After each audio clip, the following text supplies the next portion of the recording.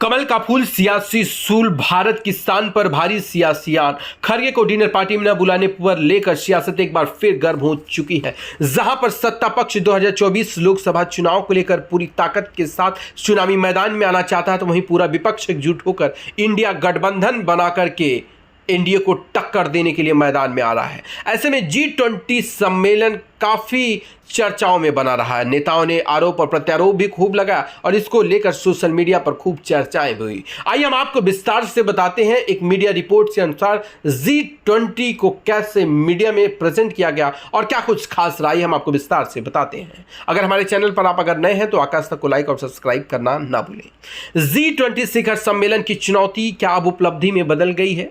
दिल्ली घोषणा पर सहमति आसान नहीं थी, लेकिन भारत ने कर दिखाया। भारत के प्रयासों से अफ्रीकन यूनियन को पूर्ण सदस्य का दर्जा भी मिल गया है।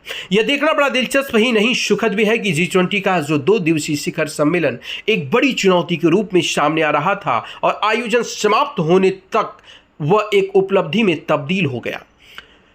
दुनिया की 20 सबसे बड़ी और महत्वपूर्ण अर्थव्यवस्था वाले देश के राष्ट्राध्यक्षों का मिलन एक बड़ा मौका था और उसके आयोजन से जुड़ी अपनी चुनौतियां थीं। लेकिन यूक्रेन युद्ध के कारण बदलते वैश्विक समीकरण ने यह सवाल खड़ा कर दिया कि इस अहम अंतर्राष्ट्रीय मंच की प्रासंगिकता आगे उस रूप में बनी रह पाएगी या नहीं। जब अब तक रही ये सवाल तब और गहरे हो गए जब पहले रूसी राष्ट्रपति व्लादिमीर पुतिन और चीनी राष्ट्रपति शी जिनपिंग ने साफ कर दिया कि वो इस शिखर सम्मेलन में शामिल नहीं हो रहे हैं।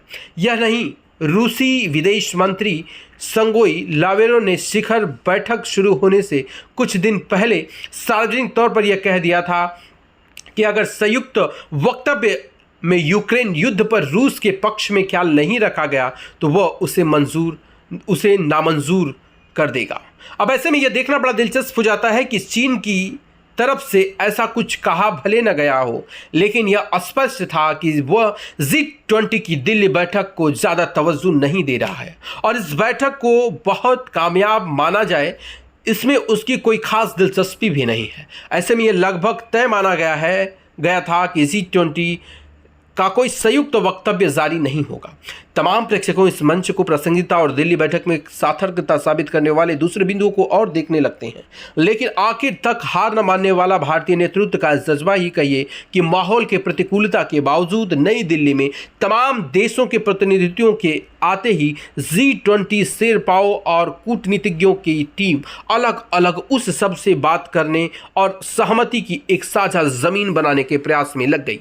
रात भर चले इन प्रयासों का परिणाम यह रहा कि बैठक के पहले ही दिन प्रधानमंत्री ने दिल्ली घोषणा पर सहमति बनाने का ऐलान कर दिया।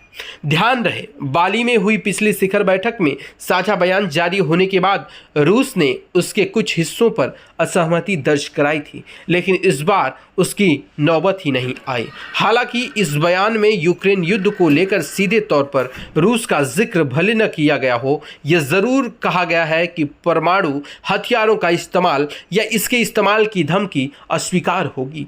शिखर बैठक की एक और बड़ी उपलब्धि यह रही कि अफ्रीकन यूनियन को पूर्ण सदस्य का दर्जा देकर अब यह ग्रुप G21 हो गया है।